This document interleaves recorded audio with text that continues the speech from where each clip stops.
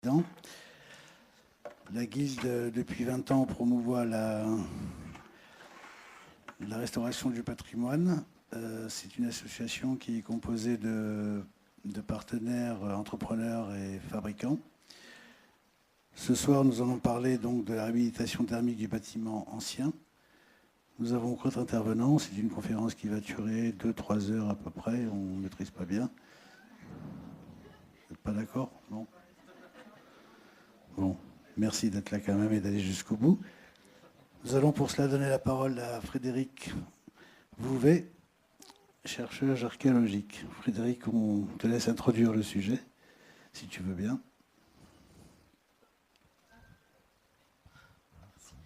Bonjour à tous. Alors moi, pour introduire le sujet, je vais vous parler un petit peu des... Alors ça a un peu bougé, mais bon. De l'apport des connaissances scientifiques justement sur le bâti ancien. Donc moi, je suis ingénieur matériaux et je dirais, j'interviens généralement en amont de tous travaux de restauration et j'apporte de la connaissance tant sur les matériaux que sur la pathologie, pour justement aider un petit peu à définir des solutions conservatoires pour le bâti historique. Alors, d'abord, je vais introduire un petit peu les spécificités du bâti historique, ses qualités, ses propriétés. Ensuite, mon travail consiste à réaliser des diagnostics qui visent à comprendre le bâtiment, ses caractéristiques du point de vue des matériaux, de leurs propriétés et de leur évolution dans le temps. Et au final, tous ces éléments réunis vont nous permettre de tirer des enseignements quant à son état de conservation actuel et justement ce qu'il faut envisager pour le pérenniser dans le temps et trouver des solutions éventuellement curatives quand c'est nécessaire. Alors, la première chose, je vous resitue un petit peu la réglementation. Alors, puisqu'on parle de patrimoine, tout ce qui est patrimoine protégé ou non protégé, tout ce qui est protégé n'est pas concerné par la réglementation thermique. Mais néanmoins, il faut, je dirais, le bâti ancien a des qualités. Une de ses principales qualités, est constitué de matériaux respirants qui sont généralement d'origine naturelle, peu transformés, peu consommateurs d'énergie et peu émetteurs de CO2. Ils sont durables et réemployables. Ça a été c'est le cas c'est le cas de tous les matériaux, mais la pierre en particulier.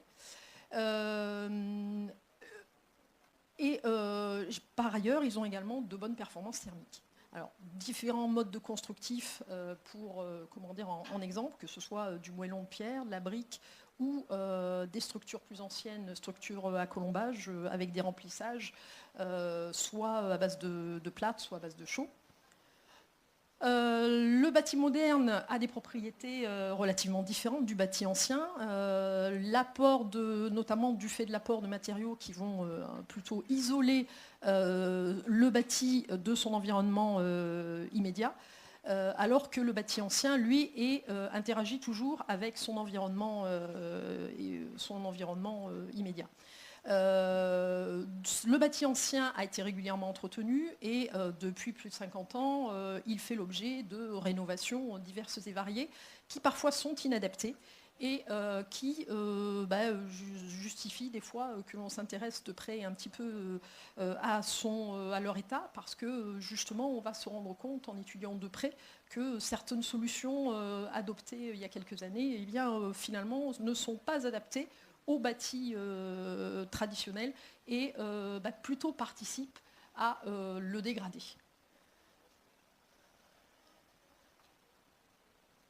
Voilà. Ce qu'il faut retenir donc, c'est pour le bâti ancien, une de ses principales qualités, c'est son inertie. Il stocke de la chaleur et il la restitue en déphasé. C'est sa respiration, donc les matériaux interagissent, ils sont susceptibles de capter de l'humidité et celle-ci s'évapore. Et donc il y a toujours sont des matériaux qui s'équilibrent avec leur environnement. Ce bâti a, je dirais, un vécu, évolue et donc subit des désordres qui vont être recherchés, et donc, dont les origines vont être recherchées dans le cadre de diagnostic. Le but du travail fait dans le cadre d'un diagnostic, je dirais, de mon point de vue, c'est justement non seulement de reconnaître certains symptômes sur site, mais également de cibler des prélèvements qui vont faire l'objet d'analyses ciblées en laboratoire pour justement avoir des réponses visant à déterminer l'origine de certains désordres en adéquation avec les matériaux et encore une fois pour trouver des solutions ensuite adaptées. Alors différents exemples. Plus. Ici, des différents symptômes. Là, on est sur de la brique avec des badigeons de chaux adjuvantés qui, superposés dans le temps, constituent un peu une couche imperméable et qui, finalement, bloquent des phénomènes qui se passent dans la brique, et notamment briques chargées en sel. Et on voit notamment apparaître petit à petit des efflorescences de sel. Alors, il y a on met en œuvre différents moyens pour justement déterminer le caractère hydrofuge des badigeons, pour également déterminer la nature de l'humidité, sa profondeur. On va également s'intéresser à rechercher l'homogénéité ou pas des maçonneries. Alors là, on a besoin, on peut par le biais de prélèvements avoir des réponses, mais on a aussi à disposition des méthodes non destructives, telles que là, le radar, qui vont nous permettre de comprendre des systèmes de confortement ou des systèmes de restauration qui ont été mis en œuvre à un moment donné, dont la connaissance est perdue. Parce que même, à une courte échéance, sur 50 ans, des fois, on n'a pas les sources qui peuvent nous renseigner sur des solutions qui ont été mises en œuvre dans le cadre de chantiers même protégés au titre des monuments historiques. Et donc, par le biais de ces méthodes, on va essayer de retrouver les systèmes qui avaient été mis en place, parce qu'ils évoluent, ils vieillissent, et qu'à un moment donné, il faut se reposer la question de trouver peut-être de nouvelles solutions. Différents exemples d'échantillons qui ont été prélevés, qui donc ont pour but, encore une fois, de déterminer la nature des matériaux, leur état de conservation. Bien évidemment, on s'intéresse non seulement aux parements, mais également aux matériaux de remplissage. Bon, là, vous avez des exemples d'enduits, des exemples de photos prises sous microscope électronique à balayage, où en fait, vous voyez à cœur de la matière la présence de ce qu'on appelle généralement des sels sous différentes formes, qui sont plus ou moins préjudiciables à la conservation des matériaux et qui peuvent effectivement les déstructurer et les dégrader.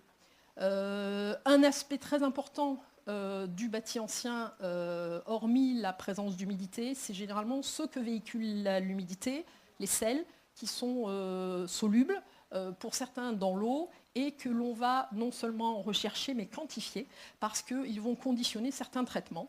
Donc on va faire des dosages en sel à différentes profondeurs. Vous avez ici des exemples sur des maçonneries anciennes.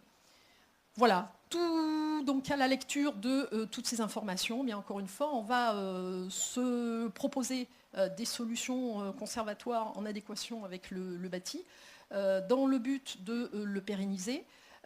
Certaines propositions peuvent donner lieu à des tests complémentaires de traitement pour évaluer l'efficacité des procédés. Et je prends l'exemple sur notamment des maçonneries polluées en sel, parce que des fois leur présence est attestée sur, je dirais, des profondeurs assez importantes, jusqu'à une dizaine de centimètres pour des matériaux poreux. Et on va essayer de mettre en place des compresses qui vont extraire les sels pour assainir les maçonneries et encore une fois les pérenniser. Voilà, donc ça c'est un exemple, il en existe d'autres, mais c'est un petit peu un mal récurrent que l'on est fréquemment amené à traiter sur ces supports. Voilà, je vous remercie.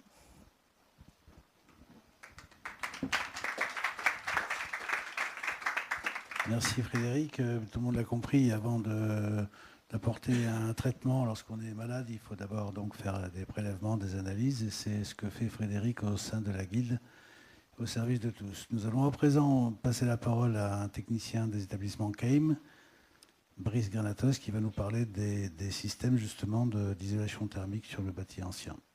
Brice, c'est à toi. Merci André. Bonsoir messieurs, dames. Alors pour ce sujet, moi je vais vous parler des solutions de remise en état, de réhabilitation thermique. À la fois, on va surtout se focaliser sur les parois non opaques, c'est-à-dire les murs. À la fois isolation intérieure et isolation extérieure. Première chose, comprendre et connaître le bâtiment ancien. Il faut savoir que le bâti ancien, dans sa définition, c'est un édifice qui a été construit avant 1948 et qui représente aujourd'hui presque un tiers des résidences principales en France.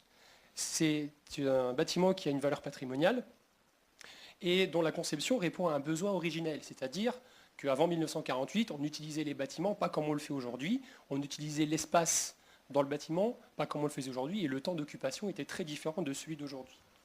Et lorsqu'on veut réhabiliter un bâtiment comme celui-ci en 2017, eh bien, il faut qu'on accepte le fait que c'est un système qui est plus ou moins stabilisé, c'est un petit peu ce qu'a expliqué Frédéric, et donc il va falloir le connaître et l'appréhender pour pouvoir faire la rénovation thermique. Alors, je vais aller assez rapidement sur ce point-là parce que Frédéric vient de le faire tout à l'heure. Il faut voir qu'il y a deux façons. En fait, entre le bâti ancien et le bâti contemporain, on a vraiment deux modes de fonctionnement très différents. En termes de comportement thermique, le bâtiment ancien est une vraie passoire thermique. Les échanges de chaleur se font plutôt bien, on a énormément de pertes par les ponts thermiques et on a une aptitude de la maçonnerie à récupérer les calories et à les rediffuser à l'intérieur du bâtiment.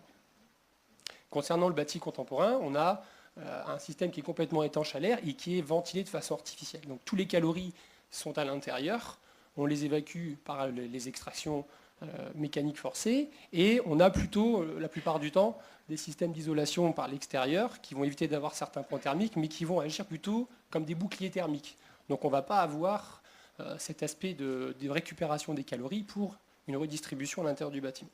Au niveau hygrométrique, on a vraiment des supports maçonnerie qui sont des vraies éponges à humidité. On va absorber l'humidité et on va la restituer en fonction de l'humidité de l'air ambiante en intérieur ou en extérieur.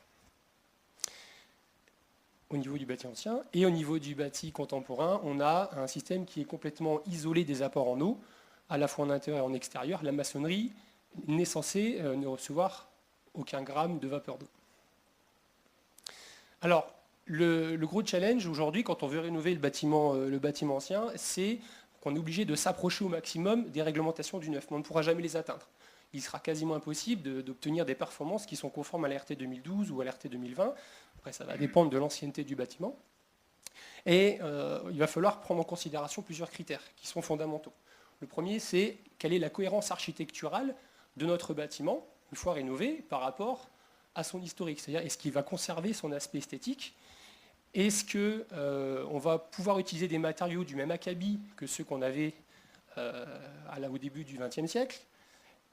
Quel va être l'état pathologique et la stabilisation hygrométrique de ce bâtiment? Est-ce qu'il va être dégradé? Est-ce qu'on va avoir des selles? Est-ce que ça va être par exemple une maçonnerie empisée qui commence à se déstructurer, qui va être friable, etc. La deuxième chose, c'est la façon dont on va diagnostiquer et préparer notre support avant la rénovation. Donc là, on fait appel à des laboratoires, à des gens qui sont bien calés là-dessus. Et puis, on va se poser la question de se dire maintenant, si je veux isoler, où est-ce que je vais isoler, comment je vais isoler et comment je vais vivre maintenant dans ce bâtiment qui est nouvellement rénové et qui thermiquement a des fonctions très différentes du bâtiment avant la rénovation. Je dois aussi intégrer un critère important, c'est celui du coût, et aussi au niveau patrimonial, et ça c'est prépondérant aujourd'hui, c'est quel va être l'aspect esthétique de mon bâtiment une fois rénové. Donc ça va permettre de valider des choix entre une isolation thermique par l'intérieur, une isolation thermique par l'extérieur ou une correction thermique.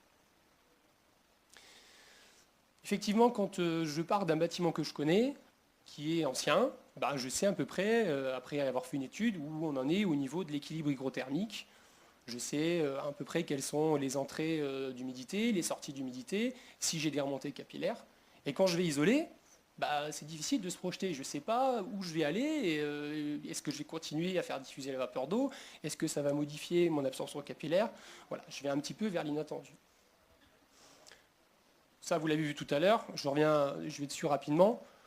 Quand je ne suis pas isolé, je sais à peu près ce qui va se passer. Une fois que je vais isoler, si je n'utilise pas des matériaux qui sont conformes à mes attentes et qui sont conformes au comportement qu'avaient les matériaux il y a 50 ou 60 ans, je vais avoir des risques parce que je vais forcément utiliser des matériaux qui sont très étanches et très peu perméables à l'eau. Je vais avoir de l'eau qui ne pourra plus rentrer et sortir de la maçonnerie. Et si j'interviens sur un bâtiment qui comporte des remontées capillaires et de facto des sels, je vais avoir des grosses problématiques au niveau de la quantité d'eau qui va s'accumuler. Et ça, c'est souvent, dans le cadre de rénovation, ce qu'on retrouve sur les chantiers, parce que moi je vais beaucoup sur les chantiers, et ces photos, j'en fais énormément. Trop souvent, on prêche pour des produits organiques, pour des produits qui sont très filmogènes, qui ne laissent pas diffuser la vapeur d'eau, et quand on réhabilite le bâtiment ancien, que ce soit en isolation ou pas, on arrive souvent sur des chantiers comme ça, où finalement la maçonnerie finit par gonfler, les enduits gonflent, et puis l'eau, il faut bien qu'elle sorte. Et elle va ressortir que par un endroit, ça va être par le revêtement. Donc ça, c'est dans le cas d'un revêtement simple, mais quand on est dans le cas d'une isolation thermique, ça peut aller bien plus loin, notamment lorsqu'on a des maçonneries en terre crue, en adobe ou en pisé. Dans le Dauphiné, on a entre 3 et 4 maisons par an qui s'écroulent dû à ces problématiques-là. Il y a des mauvaises réhabilitations thermiques. Donc quand on doit faire une réhabilitation thermique sur un bâtiment ancien, on doit toujours favoriser des solutions perspirantes et durables. On doit respecter les 3 flux. Le premier, c'est le flux d'air.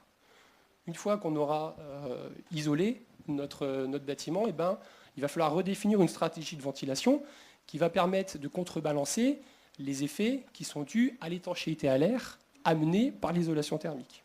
Il va falloir aussi intégrer une problématique qui va devenir de plus en plus prioritaire dans la rénovation thermique, c'est la qualité de l'air. Il va falloir qu'on crée des flux d'air de façon à ne pas se polluer à l'intérieur. Deuxième chose, ça va être les flux de chaleur. On a trop tendance à utiliser des matériaux qui sont des boucliers thermiques. Il faut prêcher pour de l'inertie thermique, pour de l'absorption de calories rapide, conserver une grosse quantité de calories et les rediffuser lentement. C'est ça l'inertie thermique. Il faut associer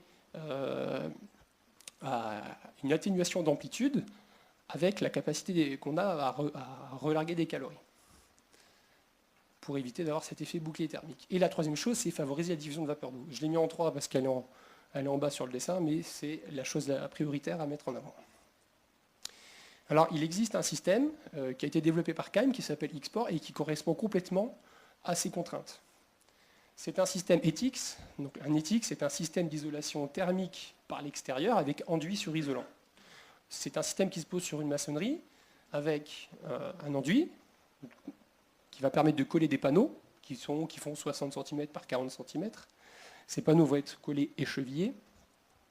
Ils vont être enduits. Donc c'est une technique d'enduit traditionnelle. C'est un enduit mince, ça fait moins de 1 cm d'épaisseur. Et ça va être recouvert par 2 couches de peinture. C'est la peinture qui va protéger l'enduit, qui va protéger le panneau isolant. Donc on est obligé de donner une garantie décennale sur un système comme celui-là. Un facteur très important pour ceux qui ne connaissent pas, dans notre métier du bâtiment, le coefficient SD est prépondérant dans la réflexion qu'on a sur le choix des matériaux qu'on utilise. Le SD, c'est égal à mu multiplié par E. Mu, c'est la perméabilité à la vapeur d'eau. C'est une propriété qui est intrinsèque à chacun des matériaux. Et E, c'est l'épaisseur. Dans le cadre d'un ETICS en polystyrène, vous allez dire, on combat un peu le polystyrène, mais c'est un petit peu presque notre violon d'Ingres aujourd'hui à la guilde, on a un SD qui est égal à 29 mètres. Ça veut dire quoi 29 mètres? Ça veut dire que pour que l'eau puisse diffuser de l'intérieur vers l'extérieur, il faut qu'on ait le moins d'opposition à son passage. Si on a 29 mètres, c'est comme si on avait 29 mètres d'épaisseur d'air qui s'opposaient à son passage. Dans le cadre du système Xport, on a 45 cm de SD. Plus le SD est petit, plus je diffuse à la vapeur d'eau. Donc on est 50 fois plus diffusant à la vapeur d'eau avec un système comme celui-ci. À épaisseur d'isolant identique, bien évidemment. Alors voici la pose du panneau. Donc c'est des panneaux qui sont faciles à poser. On en colle employé boudin, ça permet de conserver une certaine étanchéité. On fait du calfeutrement. Donc ça, c'est exactement ce que font les applicateurs qui ont l'habitude d'utiliser des systèmes d'isolation thermique avec du polystyrène, avec de la laine de roche, en système de panneaux. C'est somme toute assez simple. Pose d'enduit armé, finition peinture.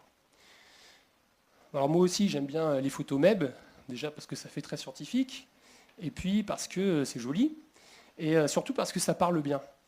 Voici une photo MEB de la peinture de finition, soldalite, qui a un SD de 1,1 cm. Donc en gros j'en mets sur une façade, c'est comme si j'avais rien mis, en termes de diffusion de vapeur d'eau ça ne va rien changer. Ici vous voyez les petits trous, tout en noir, ça c'est toute la microporosité de la peinture. Je compare cette peinture avec une peinture organique.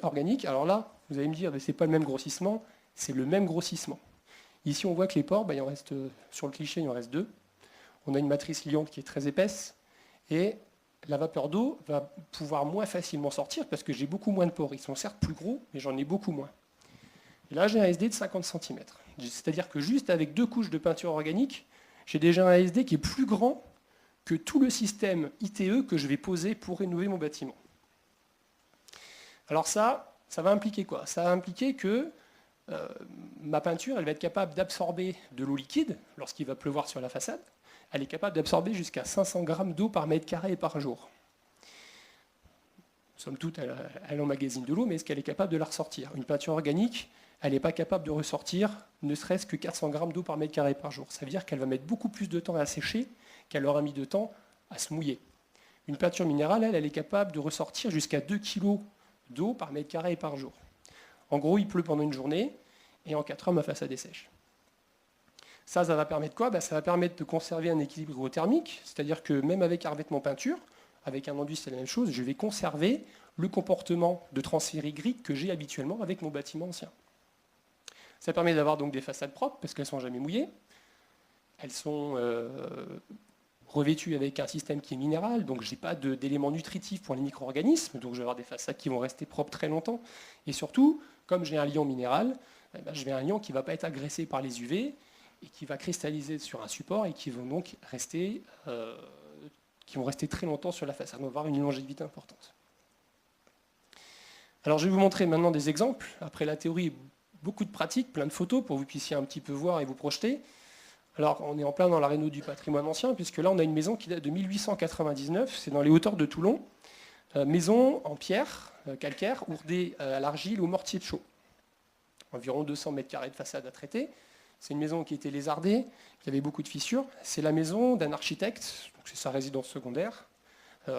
Et il avait estimé, en cohérence avec l'esprit patrimonial, d'utiliser des matériaux qui sont proches originellement de la construction de son bâtiment. Et donc voilà, mais il avait quand même voulu donner un aspect plutôt contemporain à son bâtiment. Donc voilà le chantier avant et après. Deuxième... il faut aimer, mais après... si je vous montre la prochaine, vous allez encore moins aimer, mais bon. C'est les maîtres d'ouvrage qui décident, c'est pas les fabricants. Une ferme en pisé, avec un mortier bâtard. Donc là, c'est un chantier un peu plus gros, il y avait 400 mètres carrés. Alors bien évidemment, quand on vient sur les chantiers, on vient contrôler, on vient vérifier. Voilà, c'est exactement ce que je vous disais en préambule. On avait un pisé avec 65 cm d'épaisseur, qui était plutôt en bon état, qui était sec, donc qui était prêt à recevoir un ETX. Je passe le cap, je vous montre la photo. Le maître d'ouvrage a voulu utiliser sa ferme, vendre sa ferme, et en faire des logements sociaux. Alors, je vais vous le montrer sur cette photo-là. Le challenge, il est intéressant quand on utilise des matériaux comme cela, notamment du béton cellulaire, qui peuvent se travailler. C'est qu'on a vraiment jamais des murs droits. Parce que quand on faisait les maçonneries il y a 100 ans, on n'était pas au laser, on avait le fil à plomb, et puis on se débrouillait avec ça, et on avait des façades pas droites du tout. L'avantage de travailler des systèmes comme ça, c'est qu'on peut s'affranchir d'énormément de problématiques de planéité et d'aplomb.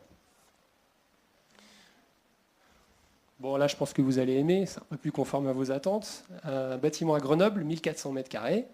C'est une façade en pierre, avec un enduit à la chaux, fissuré de partout, avec un enduit qui se tenait peu, voire pas du tout. Donc, les enduits ont été piqués à l'endroit où c'était nécessaire. Et puis, on a appliqué le système. À droite, on a appliqué le système. À gauche, on n'a rien appliqué. On est resté sur le traditionnel. Ce n'est pas la même copropriété, donc on n'a rien touché. Et vous voyez qu'en termes de réhabilitation thermique, il semblerait qu'il n'y ait pas de différence. Donc on est capable de se conformer à un esthétisme qui est conforme à l'esthétisme du patrimoine ancien, avec le choix des bonnes teintes. Maintenant, je vais vous parler d'un sujet un peu moins léger, c'est le sujet des réhabilitations thermiques malencontreuses, c'est-à-dire, comme Frédéric vous l'a expliqué tout à l'heure, lorsque, au fur et à mesure des années, on effectue de mauvaises fréquences de mauvaises rénovations qui peuvent porter préjudice au bâtiment. Qu'est-ce qui peut se passer? La première chose qui va arriver, c'est les problématiques d'humidité. Lorsqu'on va utiliser des enduits ou des peintures qui ne sont pas perspirantes, ou lorsque la personne qui vit dans le bâtiment utilise mal son bâtiment, c'est-à-dire quand elle ne ventile pas assez, par exemple, on va sursaturer l'air à l'intérieur et on ne va pas faire diffuser la vapeur d'eau.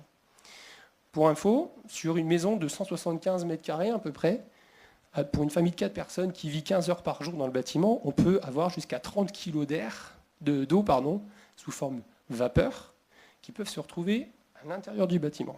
Si cette eau n'est pas évacuée, elle va finir par condenser sur les murs. Si elle condense sur les murs, on va avoir des moisissures.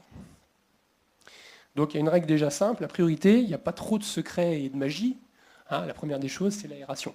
Il faut aérer les bâtiments, ça c'est la priorité. Il faut chauffer et il faut aérer les bâtiments.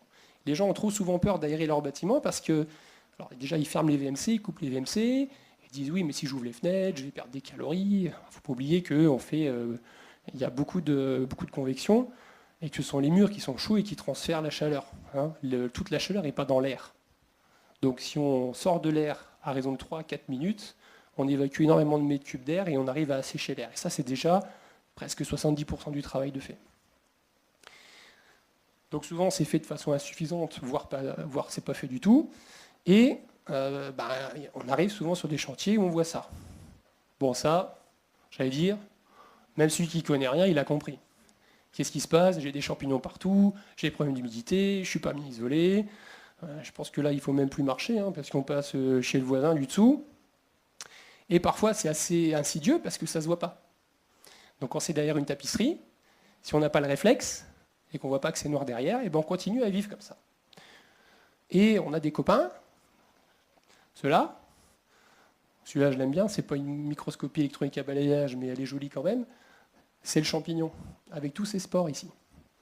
Et lui, son sport favori au champignon, c'est d'aller dans le nez des petits garçons, des petites filles, des personnes âgées, des gens qui sont un peu immunodéprimés, et puis ça les rend malades.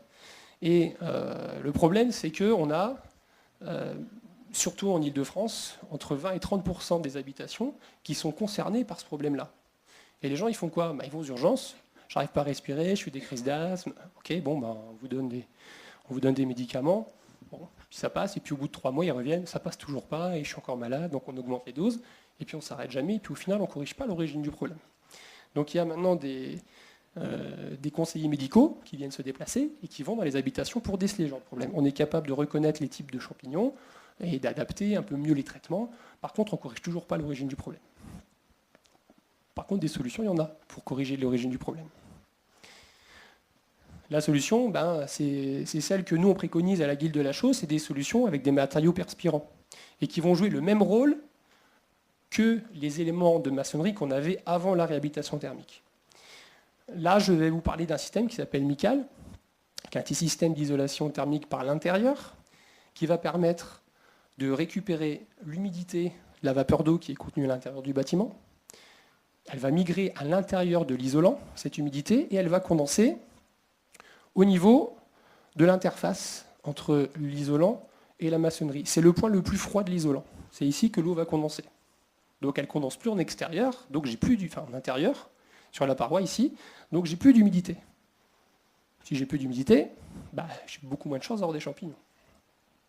Et puis lorsque le système sera gorgé en humidité, en fonction de l'humidité résiduelle qui aura à l'intérieur du bâtiment, soit cette humidité, s'il fait trop sec, va rentrer à l'intérieur du bâtiment, soit si c'est trop humide et pas assez aéré, l'humidité va repasser par la maçonnerie. C'était le job de la maçonnerie initialement, donc elle continue à faire son boulot. Et elle ressort à l'extérieur. Alors, il n'y a pas de magie, le système il est fait avec des plaques qui s'appellent plaques MICAL CS, c'est des plaques silico-calcaires, qui sont des matériaux incombustibles, avec une très bonne perméabilité à la vapeur d'eau, qui ont une capacité d'absorption d'eau exceptionnelle et une capacité de contenir cette eau très longtemps. Le pH est à 10, c'est-à-dire que ce sont des matériaux basiques. À partir du moment où les matériaux et les supports sont basiques, on s'affranchit complètement de la prolifération des micro-organismes, et notamment des moisissures. C'est un système qui est comme le système X-Port, sauf qu'il n'y a pas de cheville parce qu'il n'y en a pas besoin, il est collé. L'enduit qui sert à coller est aussi l'enduit qui sert à la finition. C'est une finition talochée fine. C'est un enduit à la chaux aérienne qui va réguler l'humidité, exactement comme le fait la plaque. Donc c'est un système continu qui est minéral alcalin. Et on va terminer le système avec une application de peinture qui s'appelle Michael Top. Alors là, pour le coup, c'est plutôt une peinture révolutionnaire et presque magique parce qu'elle a énormément de fonctions, cette peinture. Elle est déjà lessivable, ça veut dire que vous allez pouvoir la salir et la nettoyer là, facilement. Elle est aussi minérale et alcaline.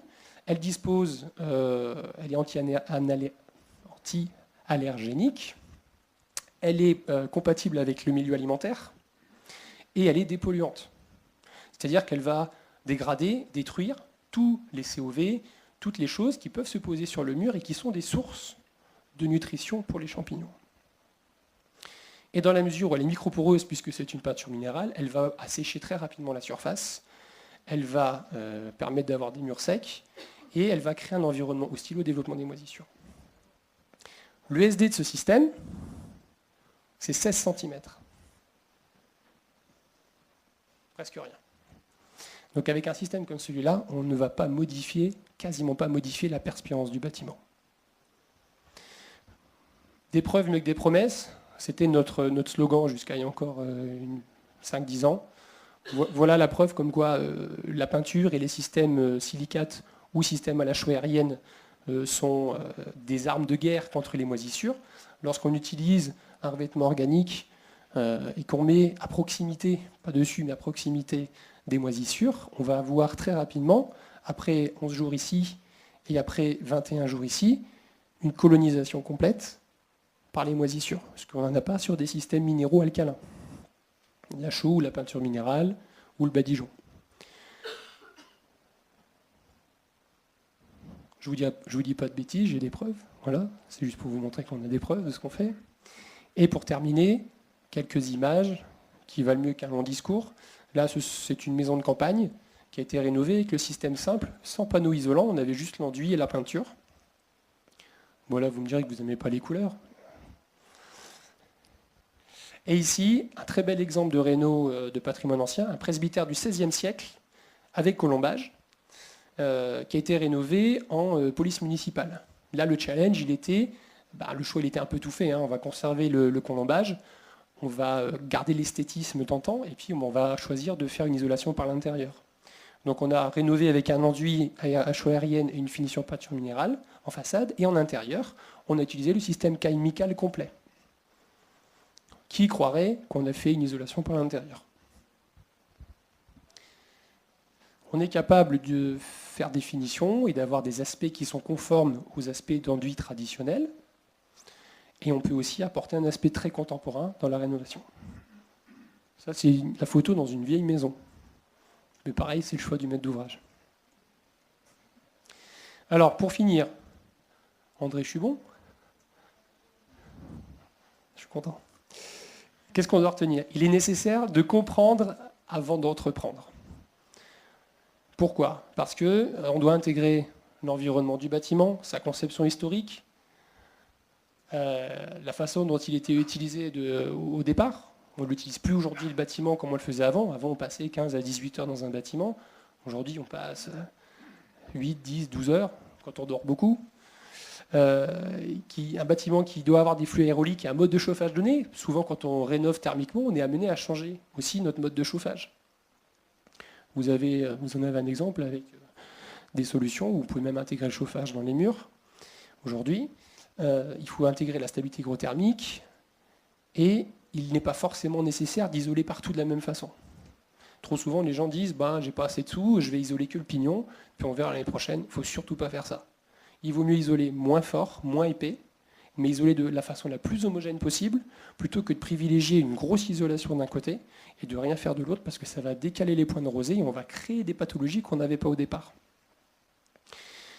Il faut intégrer le fait qu'on doit avoir une amélioration thermique qui doit continuer à préserver les qualités originelles du bâti, ne pas chercher la performance thermique, ne pas chercher, comme je vous l'ai dit, à faire des grosses épaisseurs d'isolant, mais plutôt faire quelque chose d'homogène.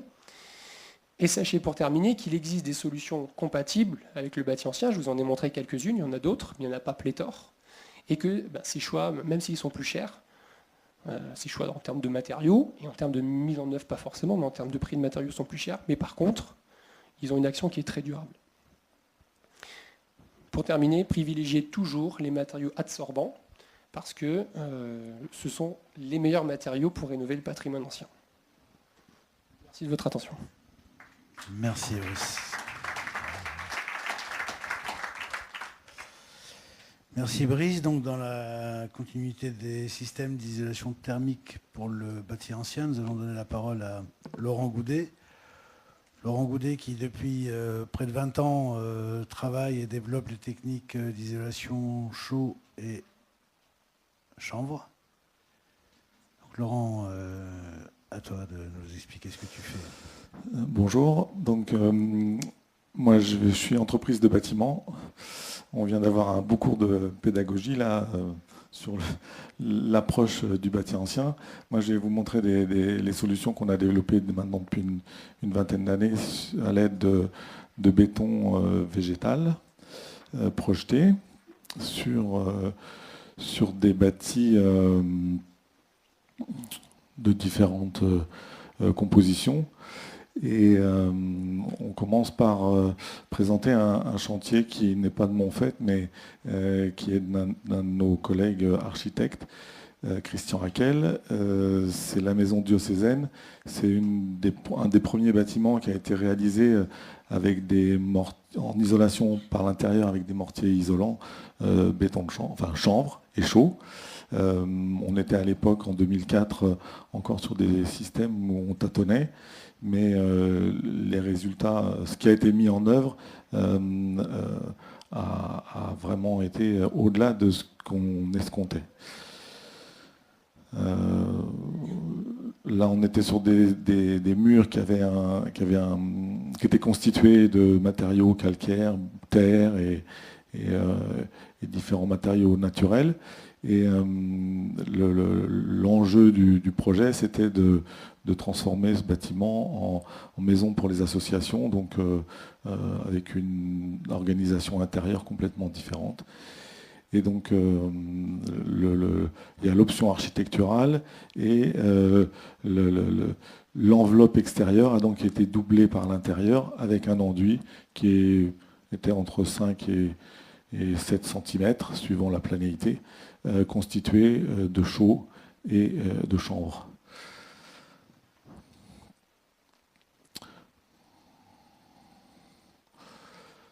Voilà, donc on est sur des performances qui ont été suivies pour essayer de comprendre un petit peu le comportement. Et il s'avère que les résultats, à 6 ans après, font qu'on a des consommations en énergie qui sont autour des 60-70 kWh/m² à l'année, attendu que les calculs théoriques annonçaient plutôt 150. Donc on est aujourd'hui en mesure de dire que la correction thermique sur du bâti ancien avec des matériaux de type béton de chanvre a des réelles efficacités. Donc là, je vais vous montrer quelques exemples de ce que nous on réalise avec nos matériaux et nos techniques. Donc moi, j'ai développé une technique de projection par voie sèche à l'aide d'une machine qui me permet de diminuer les quantités d'eau, puisque l'eau qui est constitutive du mélange génère des pathologies si on doit la laisser, si elle migre au travers des murs, et si on doit attendre pour continuer le chantier, on est obligé de pénaliser le déroulé. Donc j'avais identifié assez rapidement qu'on avait des problèmes liés à l'eau, et donc il a fallu développer des systèmes particuliers. Donc on met en place du béton végétal, quel que soit, je dirais aujourd'hui, on essaie de développer des systèmes qui sont au plus près de l'endroit où on travaille, puisqu'on intervient un petit peu partout en France, et on essaie de valoriser les granulats locaux. Donc c'est aussi bien du miscanthus que du chanvre, différentes provenances. Donc les bétons qu'on réalise ont des performances qu'on a certifiées en termes de performance thermique, de réaction au feu. On est capable de projeter différents types d'épaisseurs sans vraiment de limite. L'intérêt de notre solution, c'est qu'elle vient vraiment s'appliquer contre la paroi. Elle adhère d'une manière continue à la paroi pour maintenir justement les échanges Y entre l'isolant et le matériau naturel. Donc tout ça, on a été capable de faire ça grâce à du matériel qu'on a dédié. Voilà, donc les exemples que je vais vous montrer sont de différents types de constructions, différents types de supports, et aussi bien en isolation par l'intérieur que par l'extérieur. Donc là, c'est un bâtiment dans les Alpes, où on avait des murs avec une forte pathologie liée à l'humidité, une maçonnerie relativement homogène, mais des liants, des matériaux de constitution qui étaient de mauvaise qualité, et dans lesquels on avait des présences de sel. Donc on a traité tous les murs avec des mortiers pouzzolaniques pour éviter les effets de salpêtre sur les enduits. On est venu appliquer des bétons végétaux, donc du béton de chanvre, en épaisseur variable entre 5 et 15 cm, et on a recouvert le tout par un enduit à la chaux-chambre, en considérant que le bâti, ce qu'on a appliqué sur le mur ne fait pas une étanchéité à l'eau qui se trouve dans le mur, mais permet la migration de vapeur sans dégradation, tout en maintenant un état sanitaire de la maçonnerie. Là, un exemple assez caractéristique de pathologie liée à des revêtements non adaptés sur un immeuble à Paris, qui se situe en bas du réservoir Montsouris. Donc tout le quartier est assez humide dans les sous-bassements, et les différentes propriétaires ont recouvert par l'extérieur avec des enduits non adaptés, des peintures et autres, pour essayer de solutionner les problèmes d'humidité, mais qui étaient en fait liés à de la remontée capillaire, et le bâtiment était rendu insalubre. Donc les locataires étaient dans des conditions assez déplorables. Et donc l'idée, ça a été de décrouter et de recouvrir le bâtiment avec 20 cm de béton de chanvre, le recouvert lui-même par un enduit à la chaux. Et il a été réhabilité également par l'intérieur en faisant des revêtements, on va dire, plus conventionnels. Mais du coup, comme on a géré les remontées capillaires des murs vers l'extérieur, le bâtiment est à nouveau salubre. D'autres problèmes qui sont liés à la nature des supports. Là, c'est une maison en terre dans le pays de Rennes, qui avait été recouverte avec des enduits hydrauliques, ou non adaptés en tout cas, et qui a fait souffrir l'argile contenue dans les bétons de terre. Et donc l'entreprise est intervenue à réaliser les différents ouvrages de gros œuvres, mais s'est retrouvée, avant de faire ses enduits, avec des très grosses différences d'épaisseur pour rattraper les dégradations liées à l'humidité emprisonnée entre l'enduit précédent et la terre. Et donc on est venu recouvrir le mur en pisé, en bauge, d'un béton de chanvre qui est sur des épaisseurs variables, qui permet de dresser et de préparer le support à la chaux. Sur un autre cas en isolation extérieure également, parce que là, le choix du client ou de l'architecte, c'était de préserver l'intérieur qui était déjà précédemment aménagé. Et donc, on est venu faire une enveloppe par l'extérieur d'une quinzaine de centimètres en béton de chanvre. Donc, sur des supports plus ou moins hétérogènes, mais qui sont quand même des supports à base de terre ou d'argile et de pierre. On a besoin de respecter toutes les évacuations, la stabilité Y du mur. Et donc en appliquant un isolant en béton de chanvre et un revêtement à la chaux, on ne change pas vraiment l'équilibre Y du mur, tout en donnant un aspect un peu plus, je dirais, esthétique qui correspond un peu au projet du maître d'ouvrage, puisqu'il avait vraiment reformaté ses façades. Là, pour montrer un peu les performances qu'on peut obtenir, c'est-à-dire les épaisseurs on n'est pas limité en épaisseur, donc on est capable de venir projeter les 20 cm en direct sur la maçonnerie. On a évoqué l'idée du mur chauffant. Donc là, c'est un peu le déroulé du chantier. Le mur brut de maçonnerie, les réseaux, l'isolant appliqué qui noie les réseaux et un réseau d'eau chaude qui va être recouvert d'un enduit afin de réaliser des parois chaudes. Un marché qui nous intéresse particulièrement et qui correspond vraiment à un usage efficace, c'est la maison colombage, où on va réaliser en une seule fois le remplissage de l'ossature ainsi que l'isolation à l'intérieur, tout en respectant bien sûr la problématique du bois qui doit être capable qui ne doit pas être enfermé pour pouvoir pérenniser l'ouvrage. Voilà un autre petit exemple. Voilà. Et ça, c'est un projet qu'on est en train de mettre en place avec Christian Hakel en Bretagne Sud, où on va réhabiliter un bâti ancien tout en respectant son esthétique extérieure, mais en faisant une isolation par l'intérieur en béton végétal. Merci. Merci Laurent.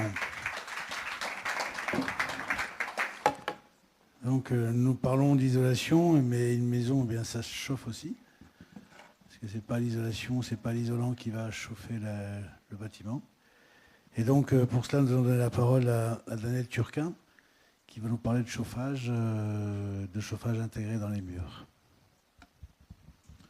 Bonjour, Daniel Turquin, Société Acter. Donc la Société Acter a comme cœur de métier l'utilisation de la terre dans la construction, plutôt de l'argile.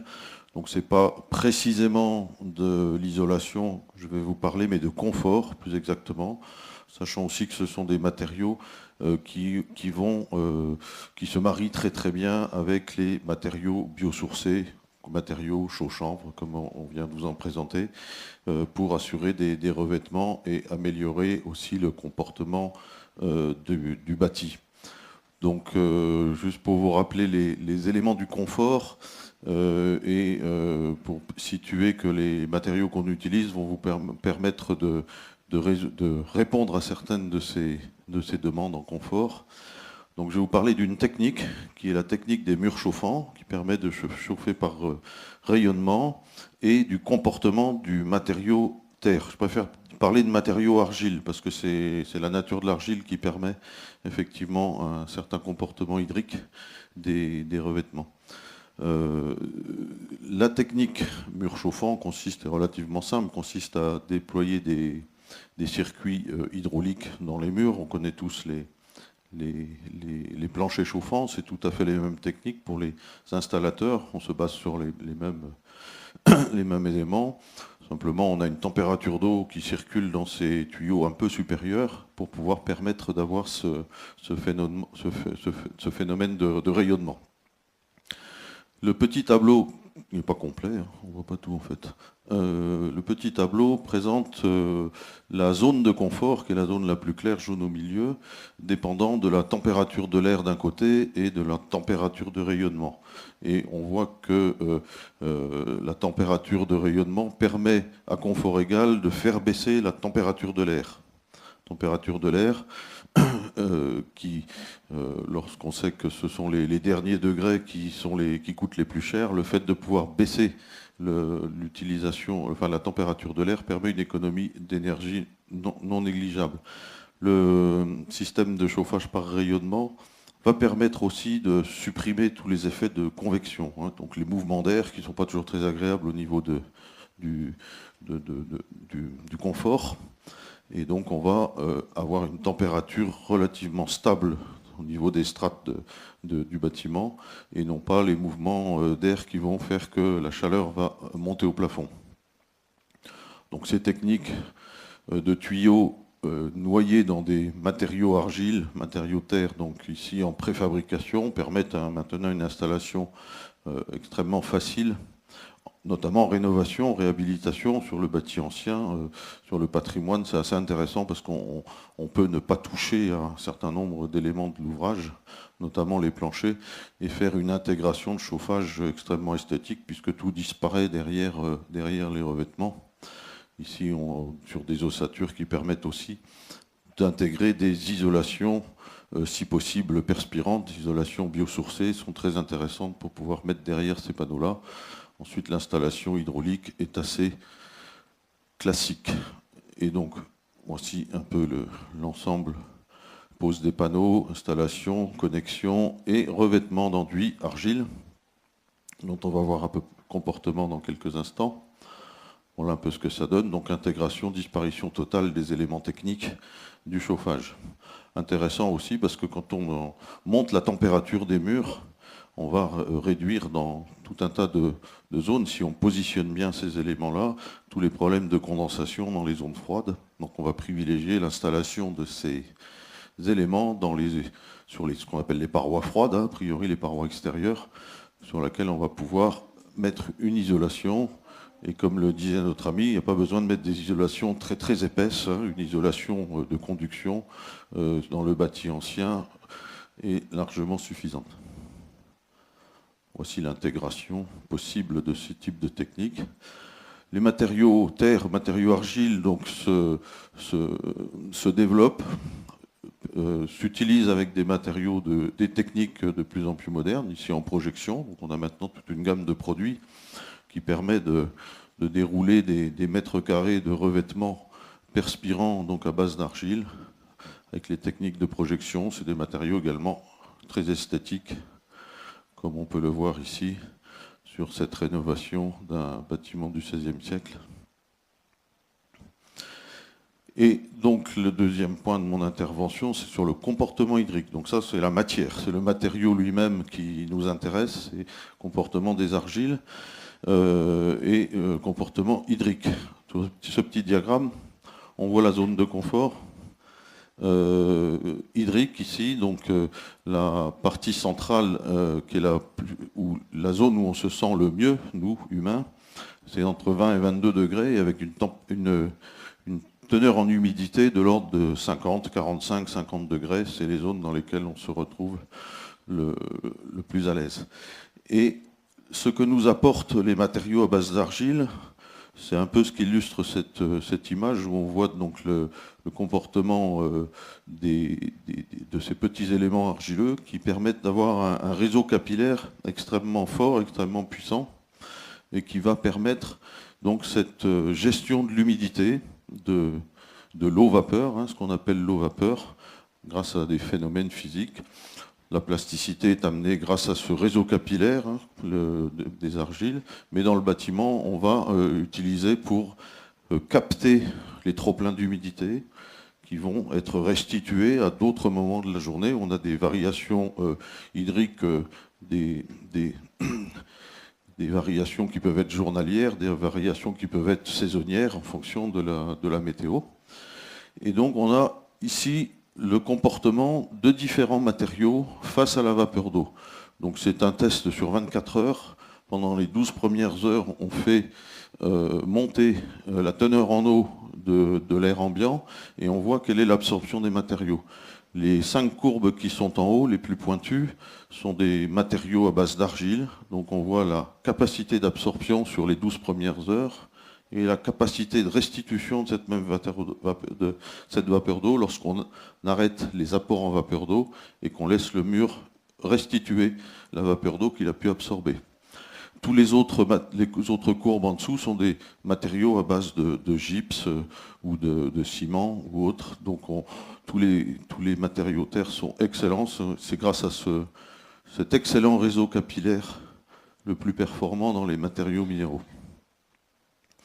Également, l'épaisseur a son importance. Ici, ce sont des courbes avec des épaisseurs donc, de 2 mm, 5 mm, 15 mm, 25 mm. Donc on voit que cette capacité d'absorption de ce réseau capillaire se fait dans la profondeur. Donc ce n'est pas un simple revêtement argile de quelques millimètres qui va vous apporter ce confort hydrique. C'est vraiment si on l'utilise en profondeur. Juste un exemple sur lequel des mesures ont été faites. Ce sont des concours qui ont été faits ces dernières années, sur lequel des équipes se mettent en compétition et les bâtiments qu'ils font, c'est les concours Amadilo Box, les concours, je ne sais plus comment ça s'appelle, c'est un autre nom je crois, mais Solar Décathlon, voilà, c'est le concours Solar Décathlon. Et donc les équipes qui ont utilisé les matériaux argile et murs chauffants ont été primées, premier prix en 2014. Donc tous les intérieurs étaient à base de matériaux argile. L'émission donc de chaleur chauffage a été faite par des murs chauffants. Et donc on a ici sur la partie efficacité énergétique, bilan électrique, donc consommation et fonctionnement de la maison ont été les plus performants, notamment grâce au comportement des matériaux argile qui étaient utilisés. La baisse de température de l'air que permet cet ensemble-là et le comportement hydrique permet, ça a été mesuré, permet donc de baisser la température de l'air pour un confort équivalent et de 3 à 4, 5 degrés et donc de permettre des économies de coûts de chauffage relativement importantes uniquement grâce à ces matériaux et cette technique de rayonnement. Et elle a été mesurée de l'ordre de 18% d'économie. Voilà, donc les matériaux et les techniques permettent au niveau des éléments du confort d'apporter un fonctionnement avec une température de rayonnement, un blocage du mouvement de l'air dans les bâtiments et une régulation hydrique. Voilà, merci de votre attention. Merci Daniel. Mesdames, Messieurs, bien sûr, vous avez compris, nous avons non pas affaire à des conférenciers, mais à des gens de métier, des gens du bâtiment, qui essaient d'exprimer leur savoir et donc, je vous rassure, des esprits sains pour un habitat sain. Bien sûr, la parole est ouverte. Si vous avez des questions à nous poser, on peut faire passer un micro. Qu'est-ce qui peut s'occuper de faire passer un micro, s'il te plaît ?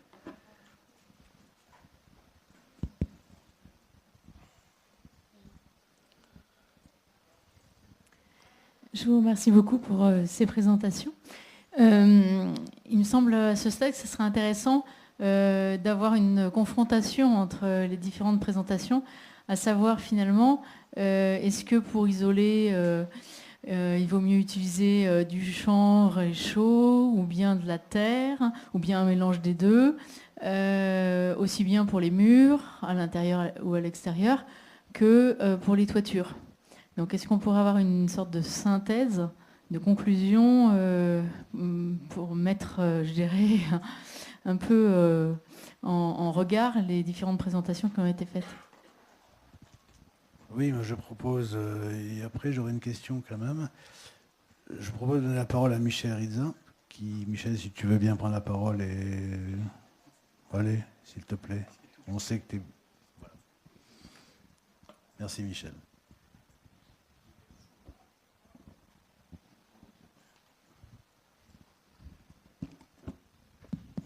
Bonsoir. Faire des analyses comparatives, c'est toujours compliqué.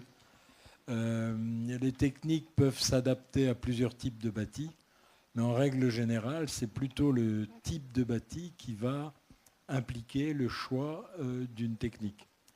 Bon, il est clair qu'à partir du moment où on a des constructions en terre, si on peut faire les choses en terre ou en chaux-chanvre, c'est certainement beaucoup plus homogène, beaucoup plus favorable. Et d'un autre côté aussi, ça dépend beaucoup des budgets. Ça dépend beaucoup des budgets parce qu'en fait, dans la réhabilitation thermique, il faut essayer d'adapter les techniques au budget, de manière à avoir une efficacité qui corresponde avec l'investissement. Toutes les techniques présentées sont des techniques qui sont perméables à la vapeur d'eau et qui fonctionnent. Donc ensuite, après, il y a aussi un choix architectural. Bien entendu, vous avez vu que pour les formes, à partir du moment où vous travaillez avec la rigidité des panneaux, à ma foi, vous ne respectez pas des courbes de murs existants, un suivi de variation d'épaisseur.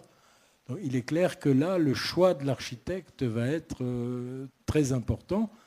Également, le choix du maître d'ouvrage qui va vouloir avoir un matériau qui s'adapte vraiment à sa maison, à son bâti.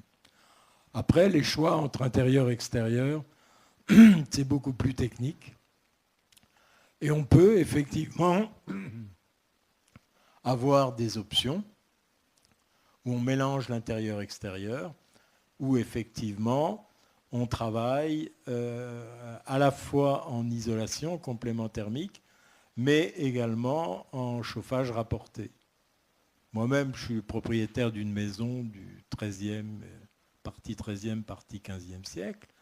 J'ai opté pour la solution terre, panneaux chauffants, et j'ai fait varier un certain nombre d'éléments en termes d'isolation. Avec des murs qui font 80 cm à 1 mètre, parler d'isolation, c'est toujours un petit peu compliqué. On va créer plutôt à certains moments une correction thermique adaptée. Voilà, après, il y a quand même une grosse question de choix, en sachant que la chose la plus importante, c'est de respecter la perméabilité du mur. Et si on ne respecte pas ça, quel que soit le système choisi, on va dans le mur, comme dirait l'autre. Donc c'est extrêmement important de respecter cette notion de perméance. Ensuite, après, on peut faire toutes les variations possibles. Merci Michel.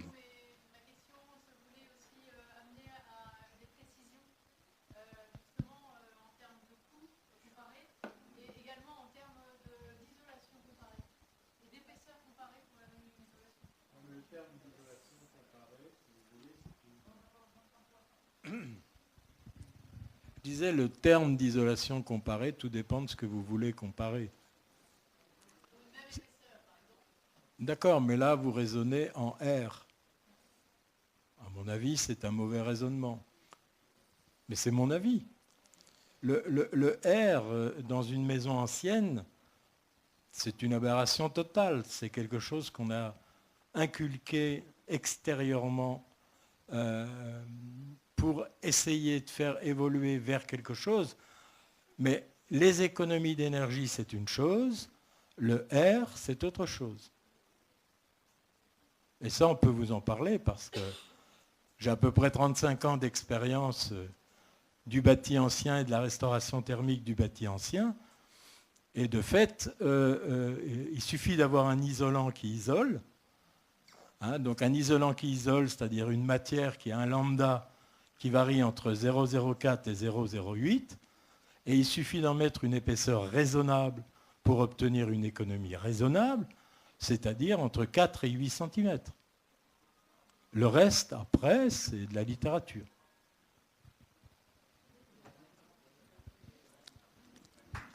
D'autres questions ?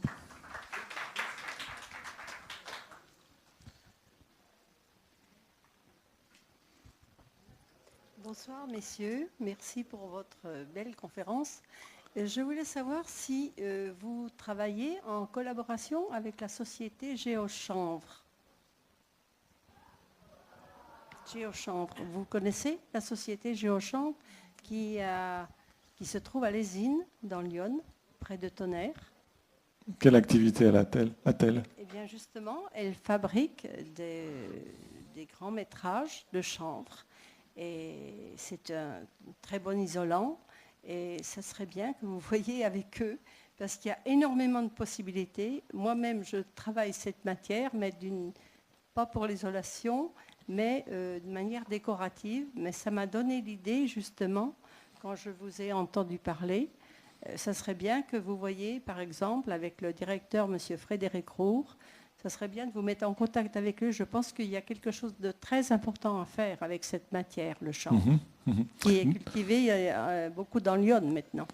Donc on développe surtout les bétons en se servant de la partie bois du chanvre, mais le chanvre a plusieurs coproduits, dont la fibre.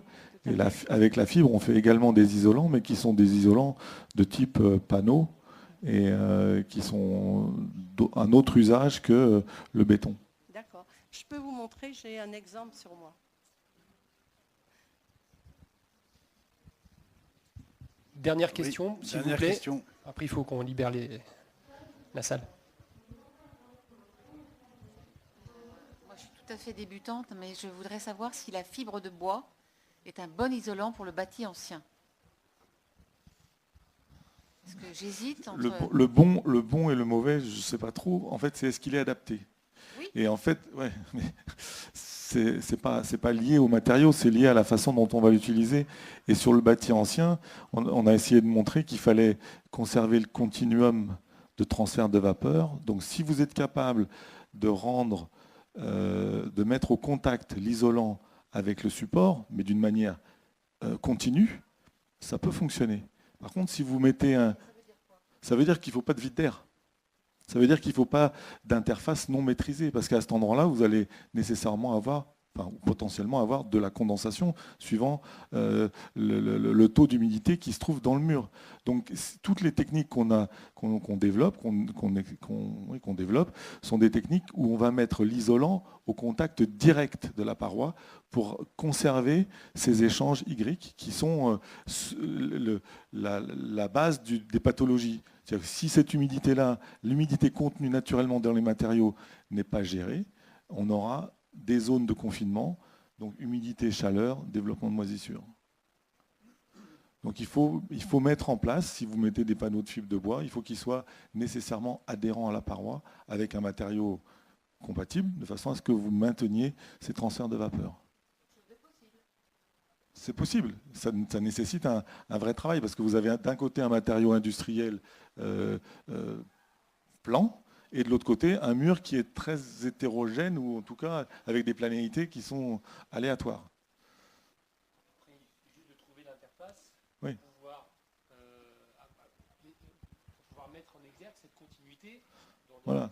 Donc on peut très bien imaginer faire un enduit de dressement d'une nature qui permette ce transfert et venir coller le panneau de fibre de bois.